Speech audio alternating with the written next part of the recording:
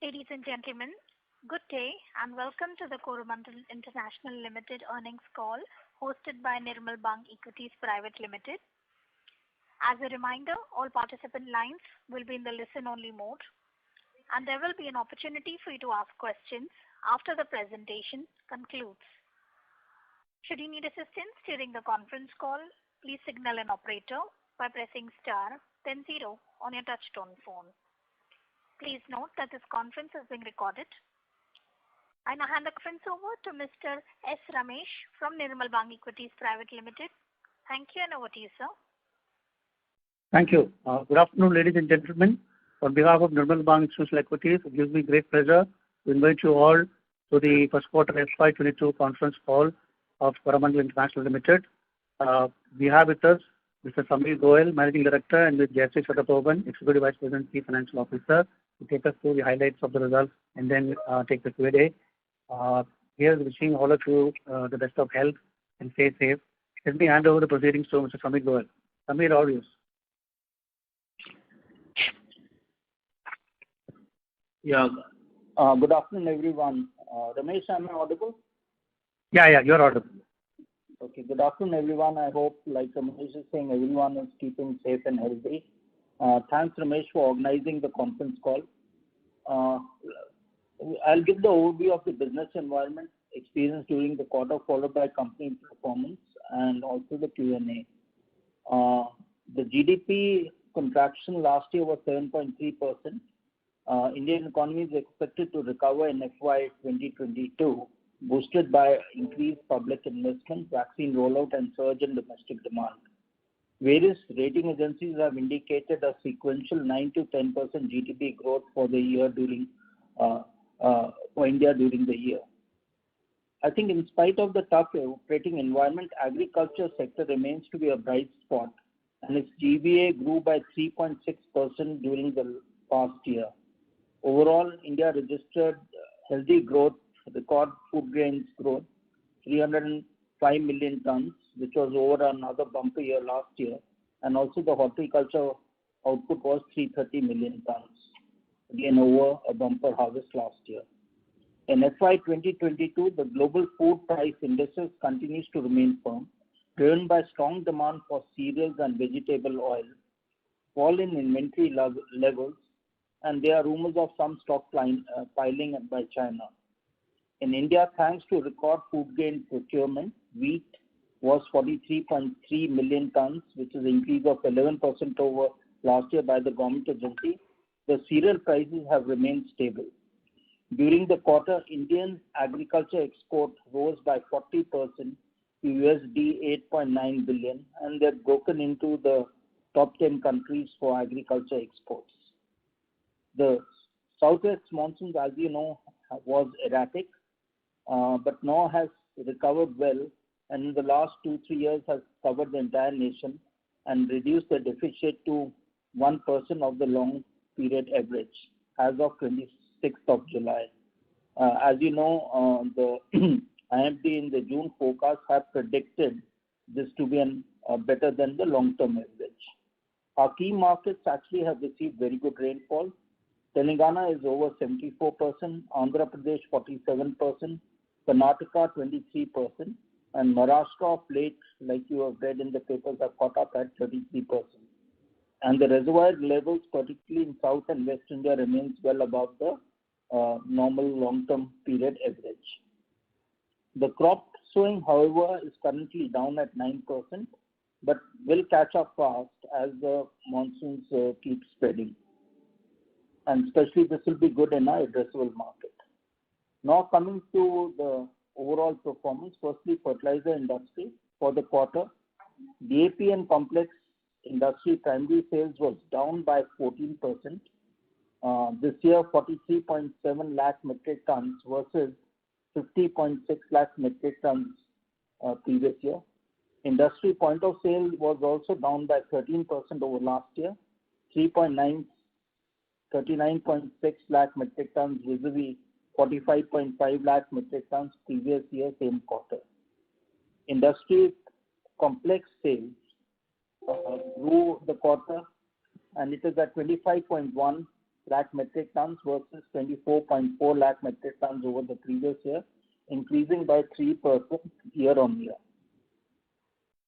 Major raw material prices continue to get firmed up.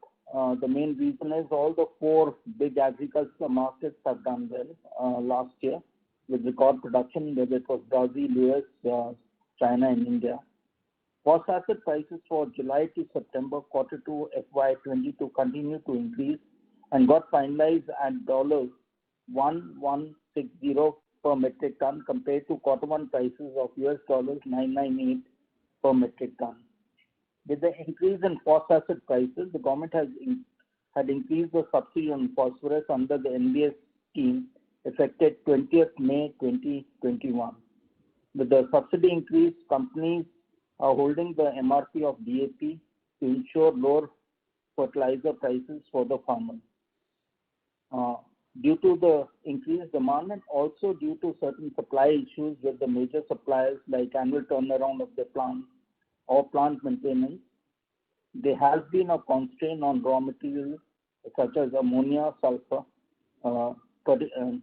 and also the price increases have been seen in MOP and sulfuric acid. Coming now to Coromandel performance, like you have all seen, Coromandel had a strong all-round year performance in the quarter FY 2021, driven by turnover growth from crop protection business and sustained performance from nutrient and allied business. The company continues to work on its operational efficiency, cost initiatives, superior product mix, and new generation products for sustainable long-term performance. The performance was further supported by external factors good monsoons in company's key market and also good reservoir level. One issue also was that last year, same period, because of COVID-1, the government had put certain restriction in terms of production and especially in terms of manpower. While this year it was to continue the business, it was sustained. So coming to the sector-wise performance, the nutritional and allied business had a good quarter. Nutritional segment revenue grew by 9%. Performance of the segment was helped by smart sourcing, economies of backward integration, cost efficiency during the quarter. New product launches by the fertilizer business, especially our move from grade to brand like Grow Shakti, Grow Smart, Grow Plus are doing well in the market and helping the farmers to improve their productivity.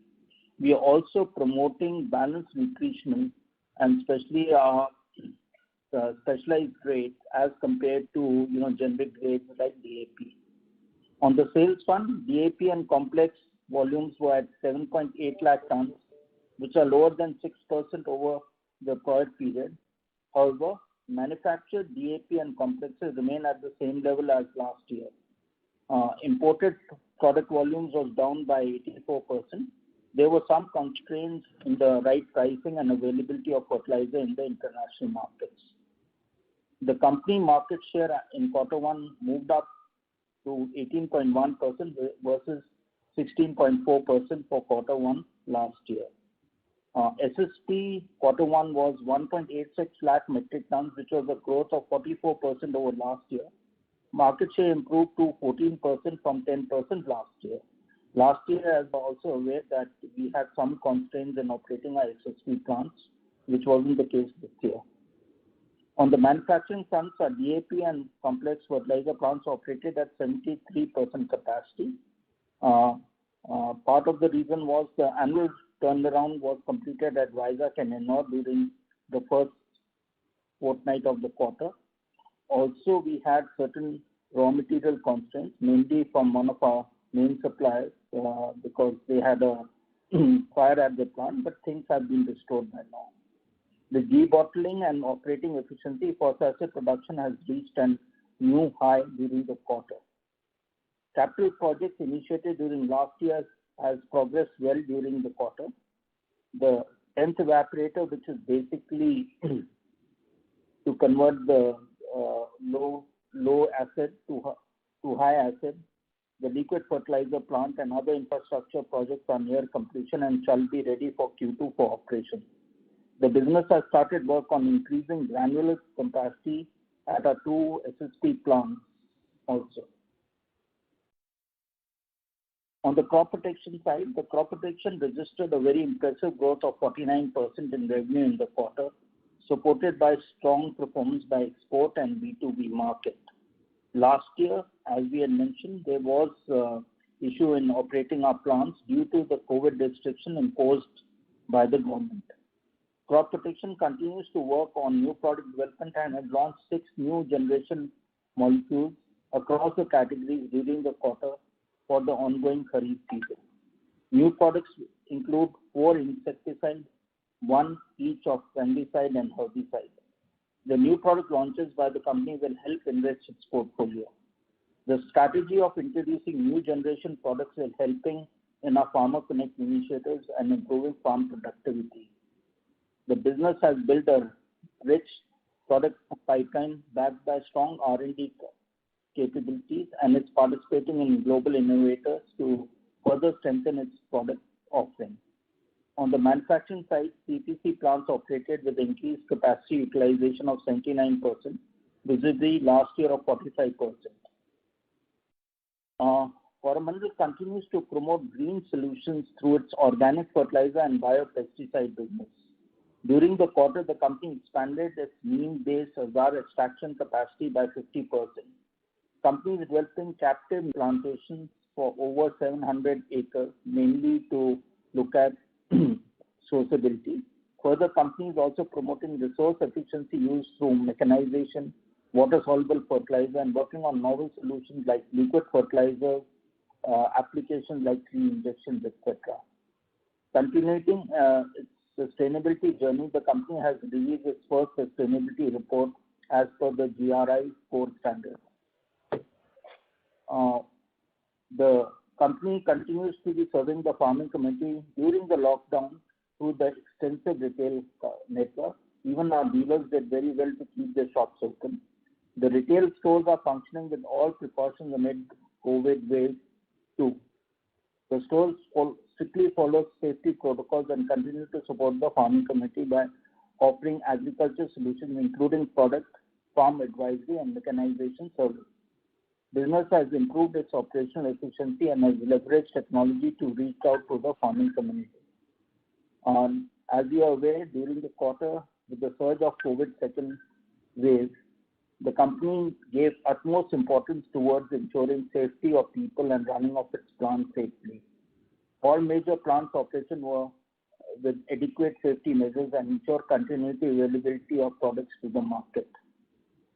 With the focus of normal monsoons for third consecutive year and good reservoir levels in the company's key markets, we expect good traction on the ongoing Kharif season. Coromandel, with its varied product offering, focus on cost efficiency and innovation, will continue to work towards improving farm productivity and prosperity of the farmer. Now I'll hand it over to Jayashree for talking through the company's financials, which can be followed by Q&A. Thank you, Sameer, and I will now provide updates on the company financials. Turnover for the first quarter, company recorded a consolidated total income of rupees 3,686 crores during the first quarter, vis-a-vis rupees 3,224 crores during the first quarter of last year. Nutrients and allied businesses contributed to 83% share, and the remaining 17% came from crop protection business.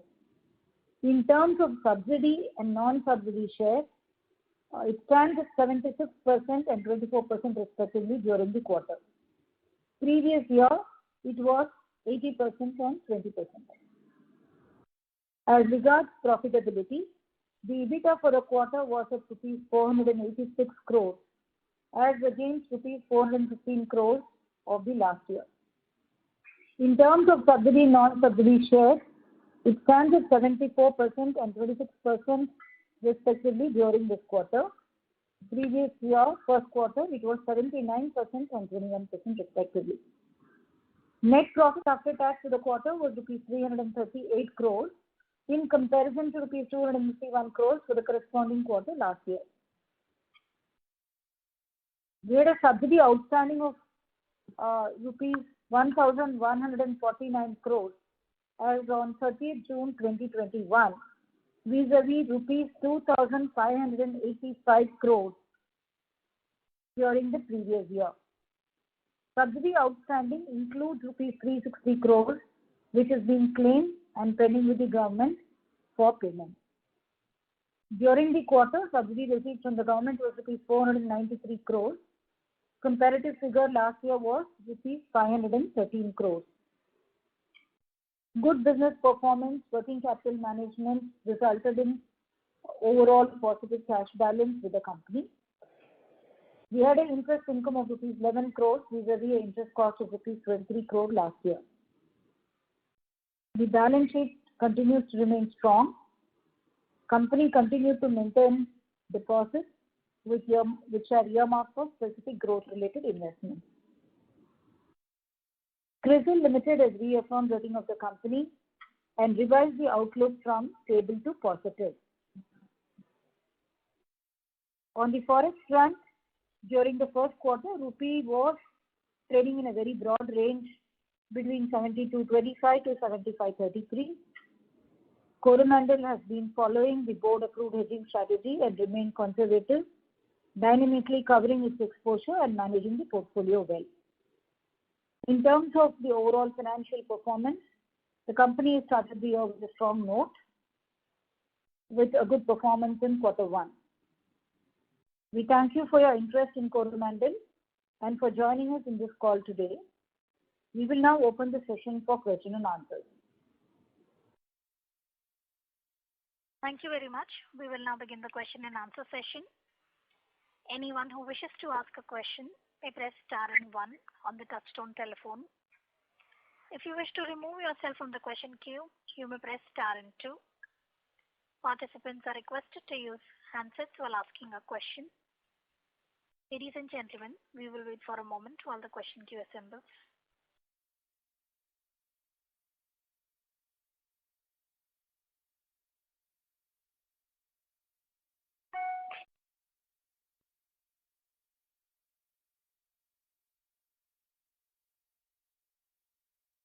Participants, to ask a question, you may press star and 1 now.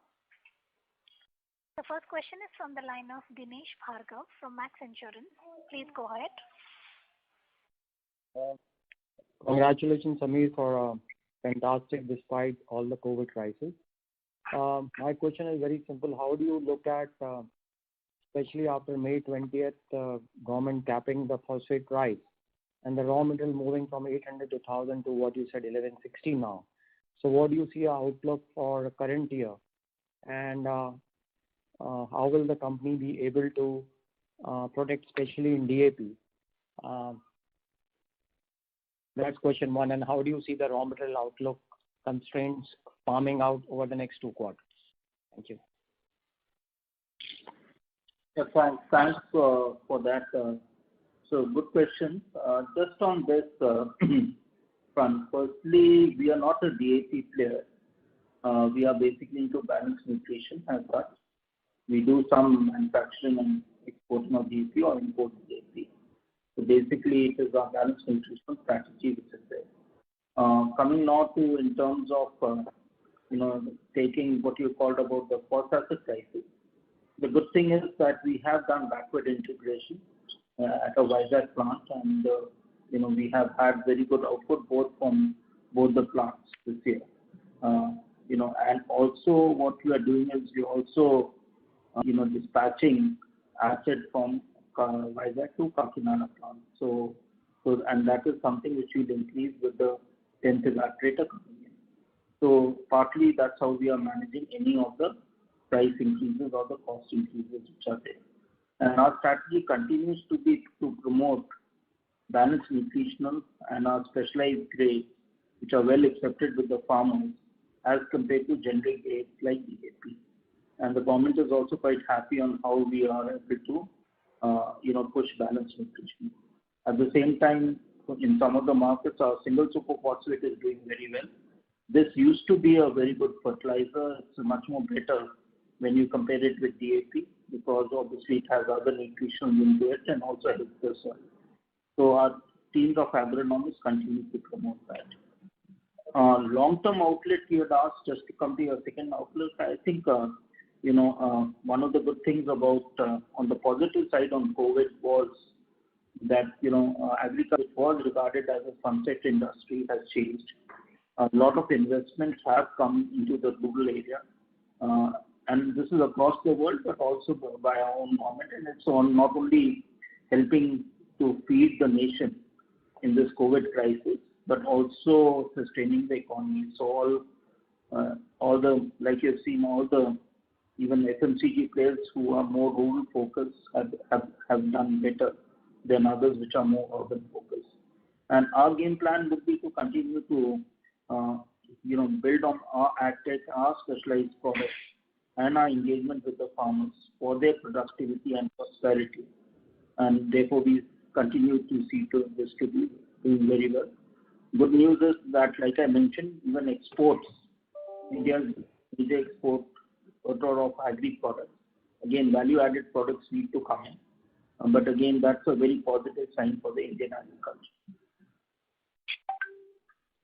Thank you. Thank you.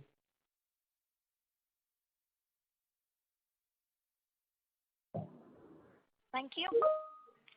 The next question is from the line of Varshit Shah from Veto Capital. Please go ahead. Yeah, hi. Thanks for the opportunity, and Samir and Jayashree, congratulations on the great set of numbers. My first question is on the margins. So if I were to see there is some improvement in the product mix on a YOY, but still, given the RM cost pressure, you have done a very fantastic job on the nutrient segment margins.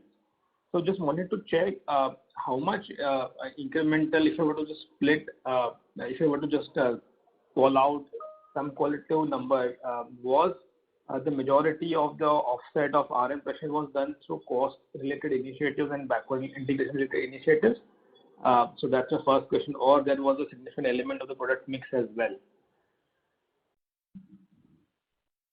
Okay. Okay. Yeah, just go ahead.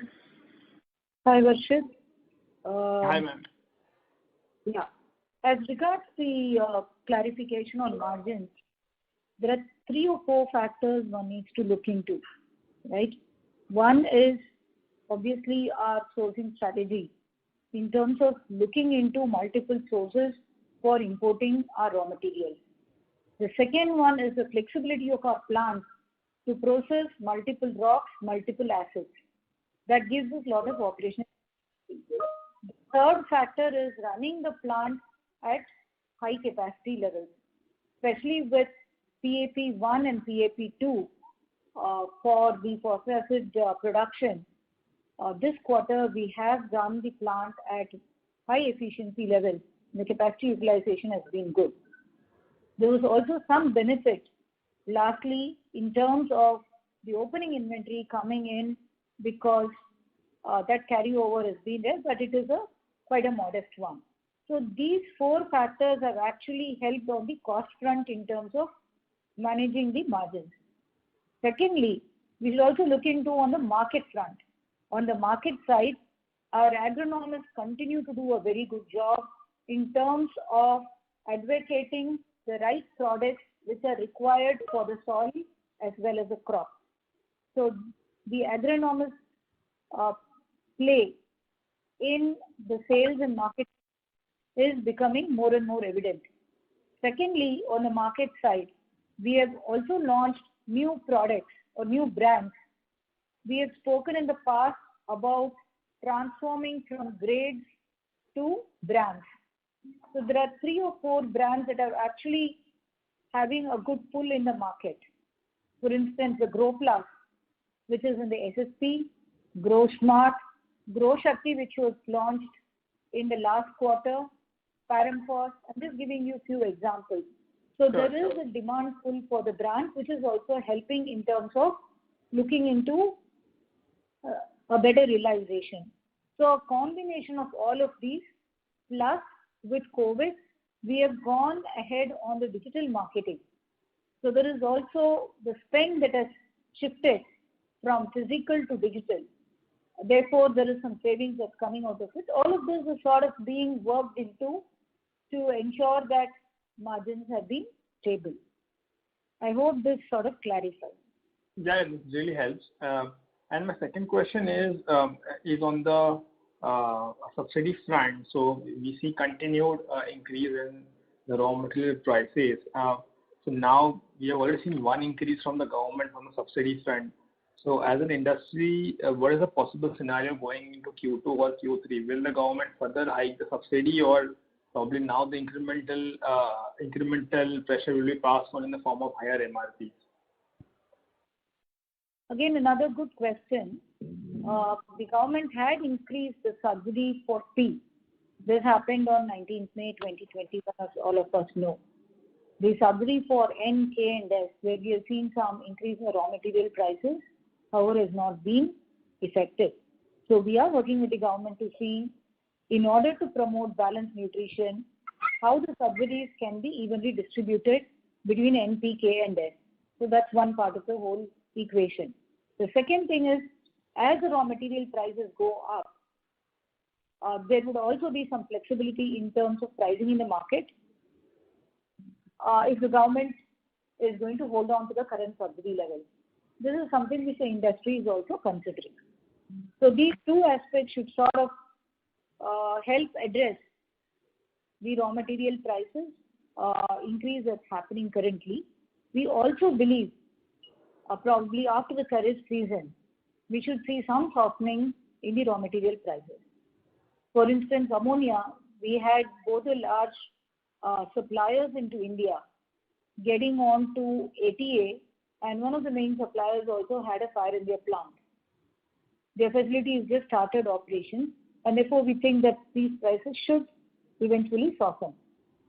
Similarly, there are trends which are coming across other raw materials. While this increase has been quite steep, over the next couple of quarters, we expect a gradual comeback on the raw material prices. Sure. If I could just squeeze in one last. So if I were to see this very impressive improvement in the market share, and whenever we have a scenario where the RM cost pressures actually increase, and given that our relatively better ability to manage on the cost front, this helps us actually to improve market shares faster. So while I understand that when things on the raw material, let's say, cools off, there will be some normalization in market share, but netted you will be having a much higher market share than probably, let's say, a year ago. Is that assessment correct? And that's just from my side. Market share is primarily depends on the volumes that are being supplied to the market, right? So overall, currently, we see that the inventory level at the channel is much lower compared to last year. That's because of 2 good years, consecutive years of monsoon, record Kharif and Rabi. This year also the monsoon prediction is good. We have seen that there's been good rainfall and reservoir levels in our key markets. The rest of the India is also catching up.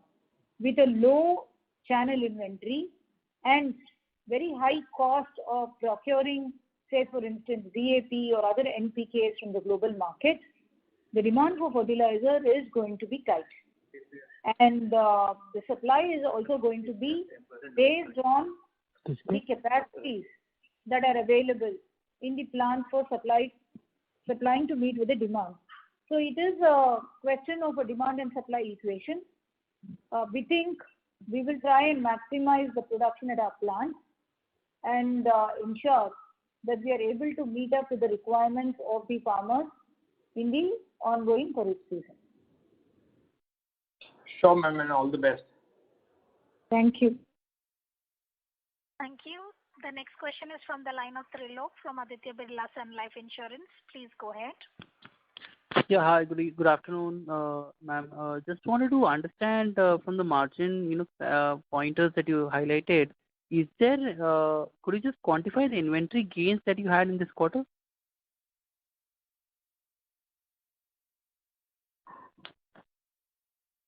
Hello, am I audible? Ma'am's line got disconnected. We are disconnecting again. Okay. Sir, our line is showing us connected. It just got disconnected, sir. Can you try again, please? Yes, sir. Please stay online till I reconnect her.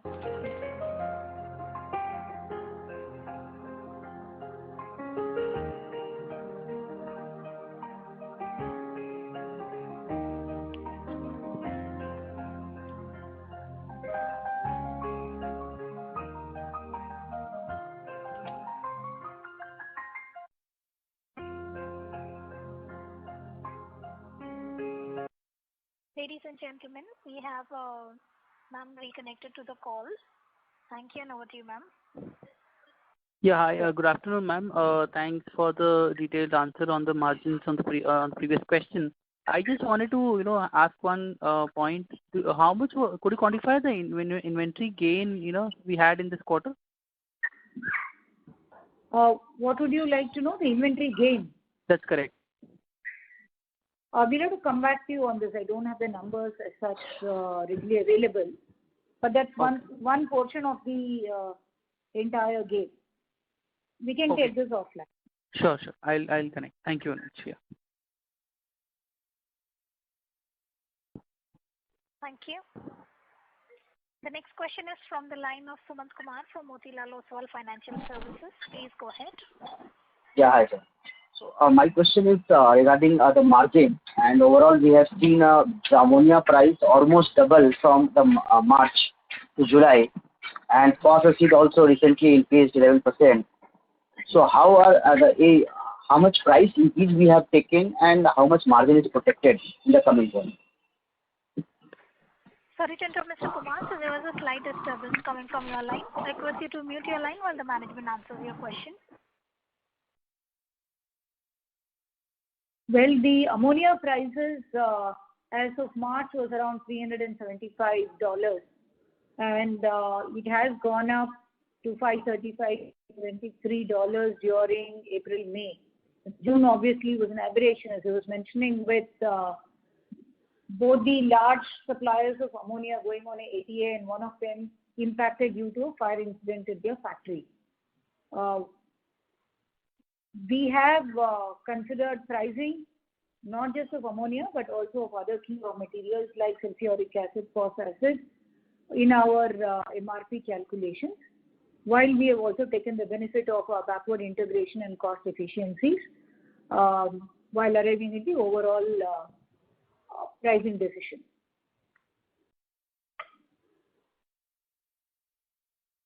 So do we have already increased the price, or when we are going to increase? We have, as I was mentioning, the government had increased the subsidy as on 20th of May from 10,000 rupees to 24,000 rupees on DAP.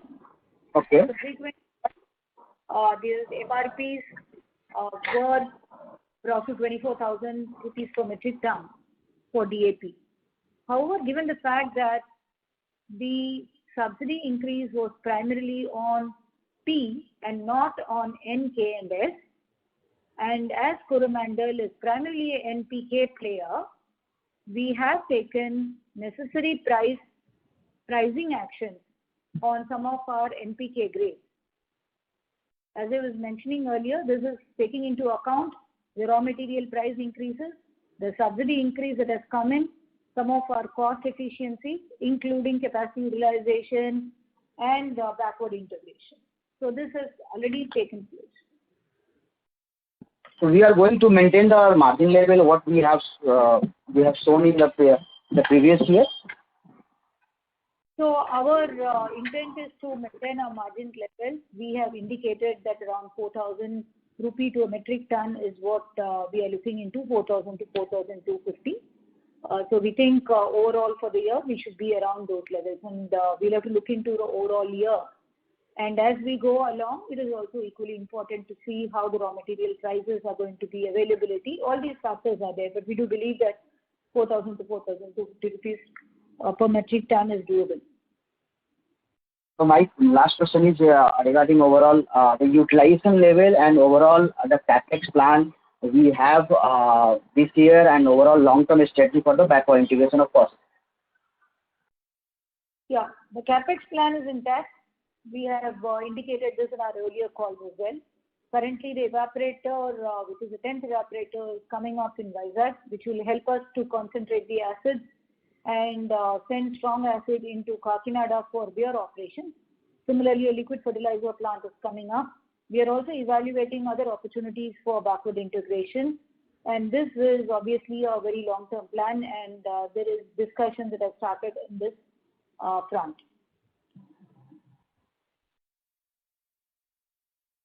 Thank you so much. Thank you. Thank you. The next question is from the line of Ankur Periwal from Axis Capital. Please go ahead. Yeah, hi, good afternoon, and congratulations for a good set of numbers. My first question on the crop protection side. So we saw a very strong, revenue ramp up on that side. Just wanted your thoughts, what has been driving this growth? Coming from, where I'm coming from is last 2-3 years we have been seeing steady product launches. And is this the benefit of that, or this is more distribution-led expansion, given digital marketing would have opened the doors for other states, other geographies, as well, both in India as well as international market? Sure. Thanks, Ankur, for your compliment. As far as the CPC is concerned, there are 3 factors that actually has helped us during the quarter. The first and foremost is the capacity utilization in all our plants. As last year, COVID struck us, we had certain restrictions posed by the government in terms of operating the facilities multi-shifts. So the capacity utilization in our CPC plants is about 45% compared to 79% currently. The higher production this year has also helped in better liquidation and shipment of our products. That's number one. Second, the export markets have been good. We have seen a good growth happening in exports as well as to our B2B customers in the country. The third factor is traction on new product introductions. Over the last couple of years, we've been looking into introducing new generation molecules, and happy to note that this year there were 6 products that have been introduced by the company. One of them is a 9(3) registration. A couple of them are co-marketed products, and out of the 6 products, 3 of them are combination molecules. So this is also bringing in traction in terms of sales. However, the new products were introduced only mid of June, and we should see the momentum picking up as we go along into the season during Kharif and Rabi.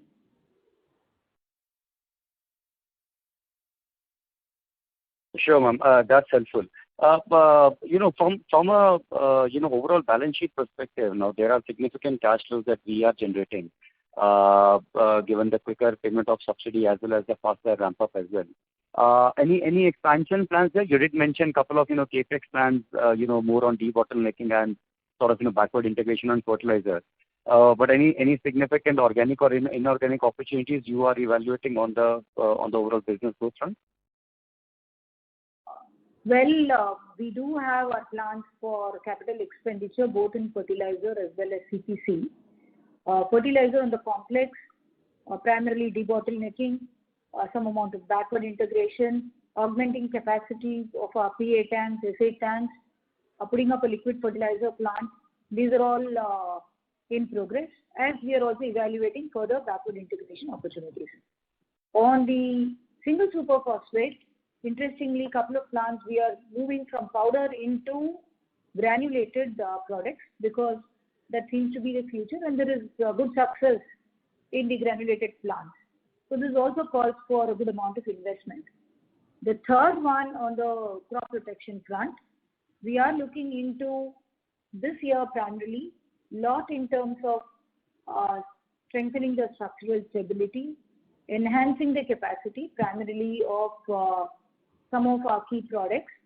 The third one is also looking into a multi-purpose plant. We are also evaluating for purchase of land for further expansion, both in terms of technical as well as formulation. So these are broadly the plans that we have. Already for our bio plant at Kadlur, we have invested, and it's a very short 6 months type of a capex program, which has actually helped in increasing the bio extraction capacity by 50%. And we intend to look into this more carefully because the demand for bio products is quite high, both domestically and in the international markets. Apart from all our internal organic growth opportunities, we are also open to looking at inorganic opportunities. As mentioned in the past, synergistic to our business, complements our business model. So these two are important. So that's something that we are open about. We are also looking into some sort of investment in the agri startup, though that could be a small beginning. We think it's a very interesting space and a focus area for future. So these are some of the broad areas we are looking into deployment of our capital, trying to get the maximum benefit for all our stakeholders. Great, ma'am. Just one clarification. Sameer did mention, the evaporator to convert the low acid into high to be operational. So will this be operational in Q2 and we'll avail the full benefits starting this quarter, Q2 FY22, or it will be slightly later? Yeah, it will be in Q2 of FY22. It may take a month or so for stabilization. But what does this evaporator actually do? It actually helps in converting the weak acid into a strong acid. Thereby, when we transfer it from Vizag to Kakinada, it becomes more efficient both from a supply chain standpoint and also from a consumption standpoint. While we put the phosphoric plant, now with the plants operating at full capacity or even in some days slightly higher than the rated capacity, we feel that there is a very good opportunity for us to transport this acid for our operations in Kakinada, thereby reducing the dependency on imports. A conversion into a strong acid will actually help, as I was mentioning, on the supply chain front and also consuming this for products which will require strong acid. So that's the main benefit of a TENS evaporator. Yeah, sure, ma'am. Appreciate your reply. Thank you and all the best. Thanks. Thank you very much. Thank you. The next question is from the line of Abhijit Akella from IIFL Securities. Please go ahead. Yeah, good afternoon, ma'am. Thanks for taking my question. First one, just on the crop protection business, wondering if it's possible to give us some granularity in terms of, the export growth versus domestic growth this quarter, and then also volume versus price, if it's possible to share some, broad pointers around that. Yeah. Abhijit, the export growth primarily in Mancozeb was around 60% odd, both in Americas and the rest of the world. Okay. On the domestic front, the growth has been primarily on the B2B segment, where we have seen a very good traction. Again on Mancozeb as well as Acephate as one of our products. Here again, the growth has been in the range of 50% plus for Mancozeb. We also found that there is a pricing differential between different markets in the exports as well as in India. And given that we have opportunities to maximize our sales between the three markets, which is Americas, rest of the world, and India, the teams have done a good job in terms of allocating the products into the right market, thereby ensuring that we are able to hold on to margins. Like fertilizer, we've also seen a very high or a sharp price increase in the raw materials in crop protection segment as well, especially for Mancozeb. Two key raw materials, EDA and CS2, have seen a high price increase during the last quarter. This has not been the case in the last couple of years. There has been some pricing actions that have been taken and allocation to the right market. This has sort of helped us to hold on to the margin. So, ma'am, on the pricing front, is it fair to assume that, maybe out of this 50% revenue growth, maybe 15-20 points might have come from pricing and the rest from volumes? Or no, I would say that a substantial portion of this would be volume driven, because last year we did not have our plants in Gujarat operating at full capacity. Therefore, we were constrained in terms of product availability for shipping to the export as well as the domestic markets. This year, it is a good relief. Having said that, there has been some amount of pricing that has happened. I would say it has all happened towards the end of the quarter, say, for instance, from June onwards. So that's not a substantial portion of the variance. Got it. And just one last thing. On the fertilizer pricing front now, the 19th May decision by the government, did that already contemplate this kind of further increase in phosphoric acid and ammonia prices, or does the industry need to take corrective actions? And if so, what's the timeline one should expect? Should one expect that for 2Q, the Kharif season, the industry basically holds, onto whatever prices there are, and then corrections are taken ahead of Rabi itself? So, it's again a good question. See, as far as phosphoric acid is concerned, obviously, currently there is a good demand for the end product of phosphoric acid across the world, But we do expect certain amount of softening happen. We have heard about Brazil. You would have also heard about it with the winter crop actually maybe less. And there is also the China factor which plays in terms of what they are going to import out. But our strategy, like Jayashree has been said, is simple, is to maximize, our own this thing, and therefore the backward integration which we have done for the plants, and now we also getting the acid across to our Kakinada plant. And that is something which is doing very well, and the FAB2 has stabilized. We can use different type of acid. We can also source different type of rocks and do the conversion.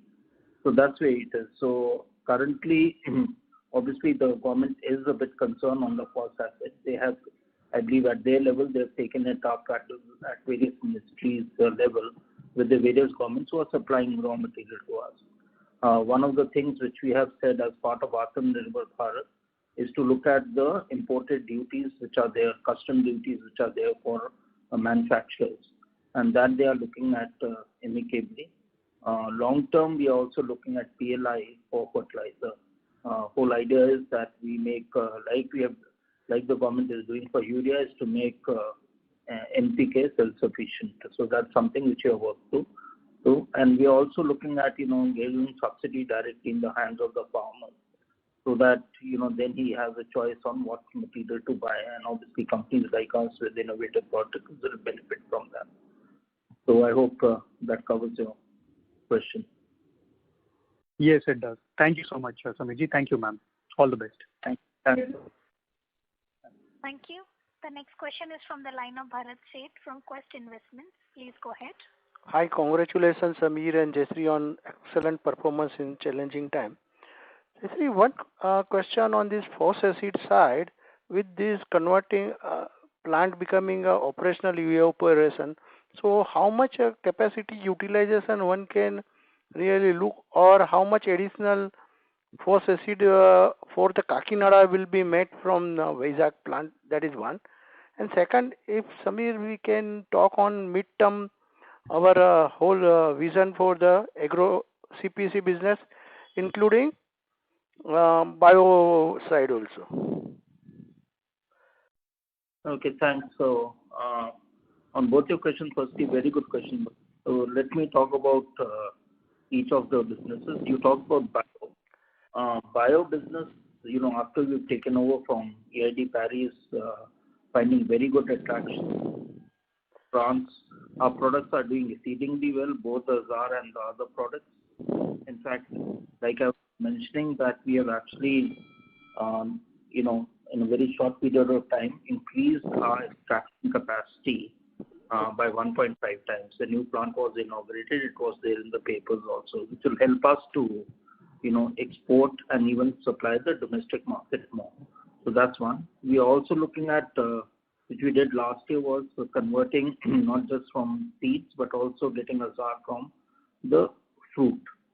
One challenge which last year, but this year has been better, is in terms of the availability of the neem seeds, because obviously the collection is one of the biggest challenges we have. And that is something which the team has done well. This time they were not, while COVID was there were not so much of movement restrictions. And therefore we are able to augment this product also. And we continue to develop, when we talk about midterm, we are working with various agriculture universities. Firstly, like Jayashree said, is on application. So, some of our applicators like the tree injection which we do in Canada is doing very well in two of our trial markets.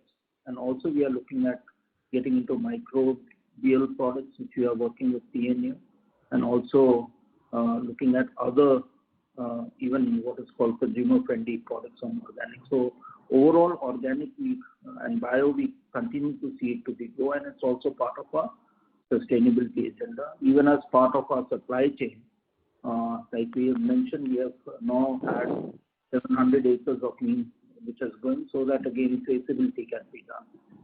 So that's on bio, and we are firstly very happy to see its performance and our acquisition of that. And also we see a lot of long-term prospects in terms of pest management. Crop protection, again, like we said, as all the hard work which has been done is paying off. We are now into looking at new generation molecules. We are having tie-ups with, with various companies, innovators, and also our R&D teams are generating molecules which we have also launched both for the domestic and the international market.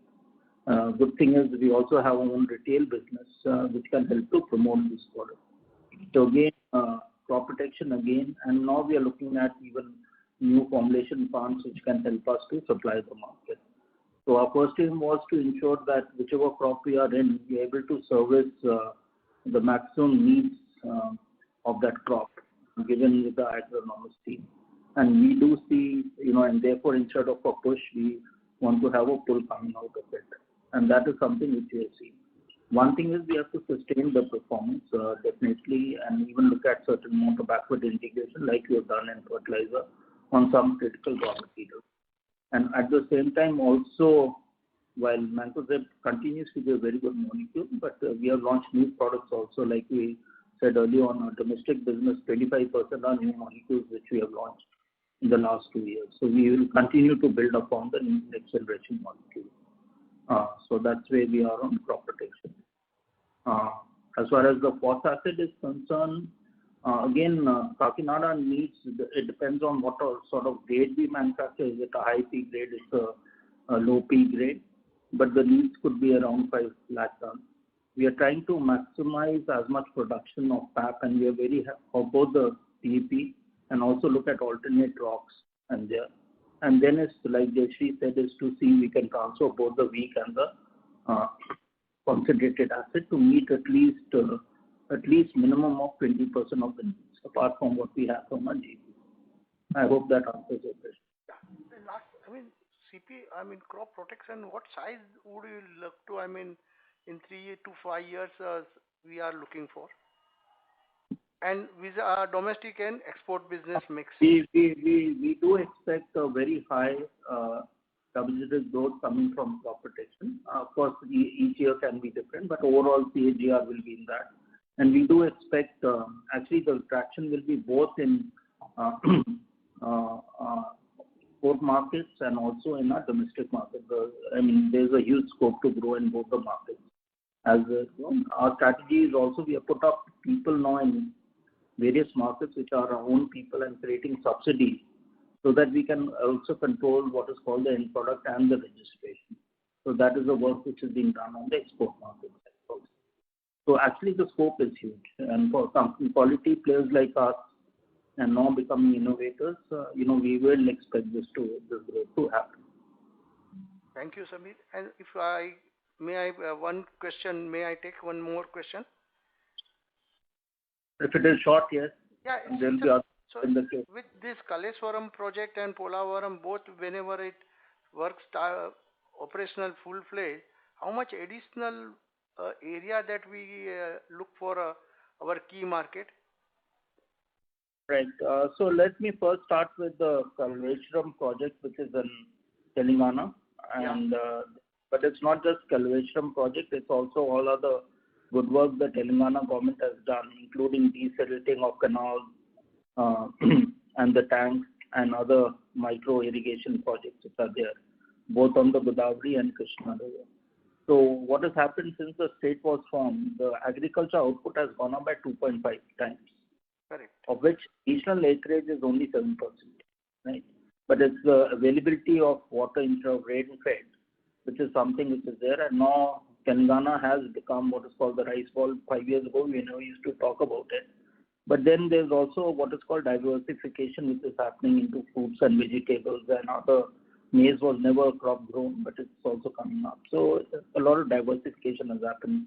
We have oil seeds in the northern districts. We have, chilies which are coming up in various areas. As far as Polavaram is concerned, which is basically again on Godavari, but it's connecting the Godavari Krishna River. The current Andhra Chief Minister is almost visiting this project, every 45 days.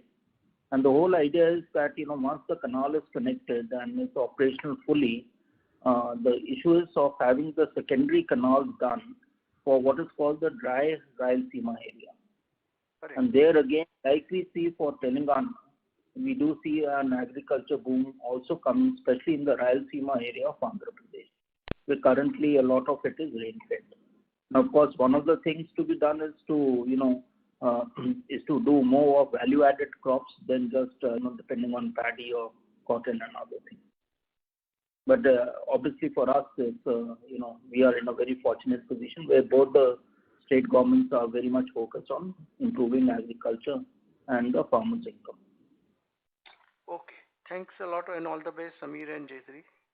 Thank you. Thank you. Thank you.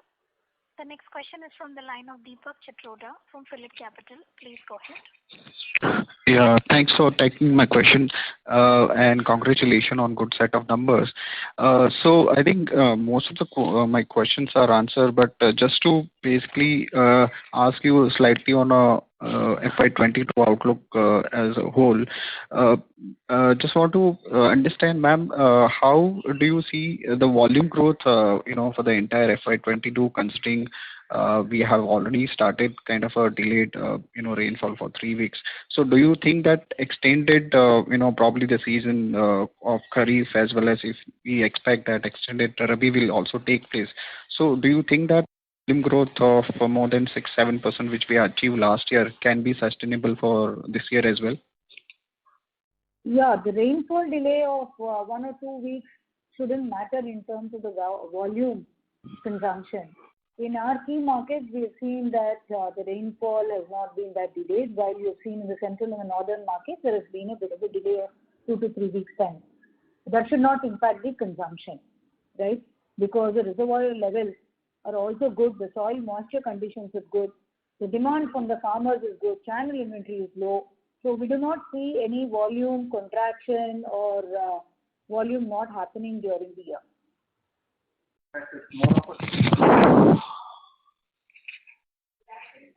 Hello. Yeah, Samir was saying that it is more of a supply issue than a demand issue. Sure. Sure. And my second question is, again, I think just some clarification in terms of the, the margin side. As you mentioned, a couple of reasons for sustaining a margin for the quarter.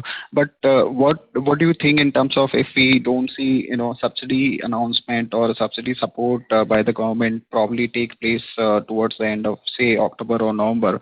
So by that time, the raw material prices, will keep on basically at this level. So do we expect some MRP increase again for most of our NPK grades? It's okay. Sort of covered it in the earlier question. Yeah. One is how the raw material prices are going to behave, right? The second one is in terms of the subsidy per se, whether it's going to be only P or it's going to be distributed between P, N, K, and S. And the third element is the ability to pass on the prices in the market. So we will have to work through it as the months go by or the weeks go by. That's the way one needs to look into this. Question was about, we had some inventory gain for the quarter, so obviously we'll not have that particular gain going forward because we have seen, some subsidy increase, and of course that has supported well for the quarter. Yeah, there has been a opening inventory gain, which almost all the companies would have benefited. It often happens in the case where the raw material prices are on the increase, right? So it will continue because we have seen this quarter also there is a price increase that has happened. And as I was mentioning, over the next couple of quarters, the raw material prices should get softened. Phosphoric acid prices, which was about 998 last quarter, is now gone to 1,160, right? So the prices are on a higher trend at this point in time. So one needs to factor those as well. Thank you. The next question is from the line of Vishnu Kumar from Spark Capital. Please go ahead. So thanks for your time. My first question is on the Sorry to interrupt, Mr. Kumar, but there is a disturbance coming from your line, sir. Hello, this is better? Yes, sir. You may go. Yeah. Thank you. My first question is generally on the volume growth for the company over the next couple of years. What should probably be something that we should work on, and how much as a company we are expecting the fertilizer volume growth to be at? And given the large irrigation projects that is also likely to come over the medium term. Okay, Vishnu, again a very relevant question. We've sort of talked about it in the past. Currently, the company is looking into some debottlenecking operations both in Kakinada and Vizag to sort of shore up the existing capacity.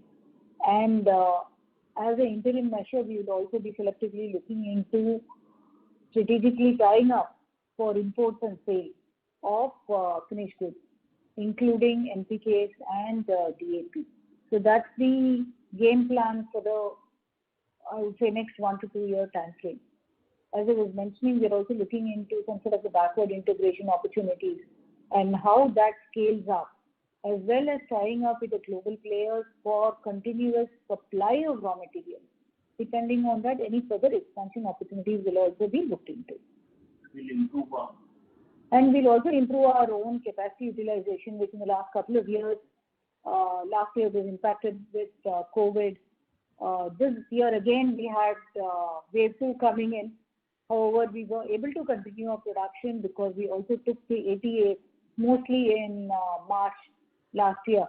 So it will be to continue driving the capacity utilization, do some debottlenecking, selective import of NPKs and DAP, and at the same time looking forward into strategic tie-ups for imports and sourcing of raw material. I would also ask Samir to add his inputs here. Yeah, and the main thing, like they said, it's more the quality than the generic. We want to move away from generic into brand, and we'll continue to improve our share of unique grades, which we supply to the benefit of the farmers, which is more balanced nutrition.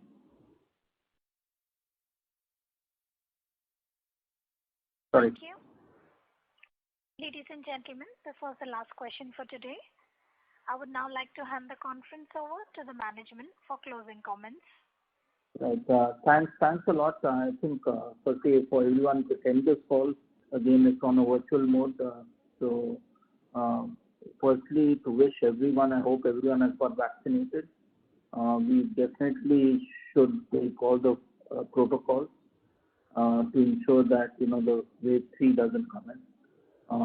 But as far as the good news is agriculture, which we are part of, a lot of investment is happening both from the center and the state government, and the focus is there. The new wave will be to improve the agtech so that the farmer productivity and sustainability is increased, and we are very happy to be part of the journey. And being our largest agri input, you'll see more and more innovation coming from the company side. Thank you very much.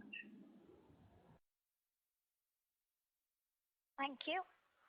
On behalf of Nirmal Bang Equities Private Limited, that concludes this conference. Thank you for joining us, and you may now disconnect your lines.